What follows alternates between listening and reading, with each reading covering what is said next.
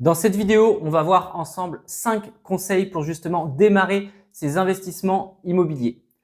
Le premier conseil que j'ai à te donner, ça va être bien sûr d'avoir une source de revenus qui va être stable. J'entends par là un CDI, un CDD qui est facilement renouvelable ou du moins un CDD sur lequel tu vas être en poste depuis un petit moment. Si tu es en freelance, pareil, ou à ton compte avec une boîte, il va falloir justifier de plusieurs années d'ancienneté pour être éligible à un emprunt bancaire et c'est selon moi la première condition pour pouvoir prétendre à investir dans l'immobilier.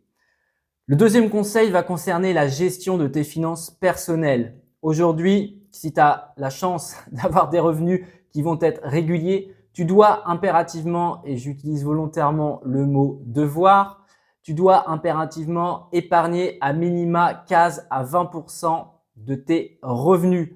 Pourquoi? Parce que cela va montrer à la banque que tu agis en bon père de famille et que tu as une bonne gestion de tes finances. Si tu n'arrives pas à justifier le fait que tu es capable de bien gérer ton argent, pourquoi est-ce que la banque prendrait le risque de t'en prêter?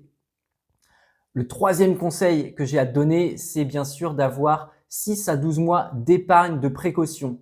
C'est primordial si tu te lances dans l'immobilier d'avoir cette épargne de côté, ce qui va permettre à la banque d'être rassurée de 1 et ensuite ce qui va te permettre toi d'avoir un matelas de sécurité au cas où, en cas de coup dur. C'est vraiment quelque chose de primordial avant même de se lancer dans l'immobilier. Le quatrième conseil que j'ai à te donner, c'est être capable de mobiliser à minima 10% de la valeur de ton projet que tu vises en guise d'apport. De la même façon, une banque aujourd'hui, alors ça dépend des banques, mais la plupart demandent quand même de l'apport avec le contexte actuel. Certaines passent outre, mais cela reste un petit peu plus rare. Si tu n'es pas capable d'amener sur le tapis 10% de la somme que tu vises à emprunter, c'est pareil. À mon sens, tu te tires un peu une balle dans le pied avant même de démarrer ton projet.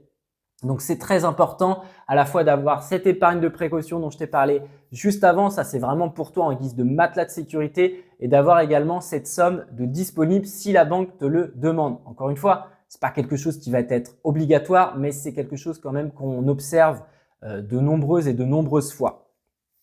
Et enfin, le cinquième conseil pour démarrer dans l'IMO et pour devenir riche grâce à l'immobilier, ça va être justement de pratiquer l'effet de levier bancaire.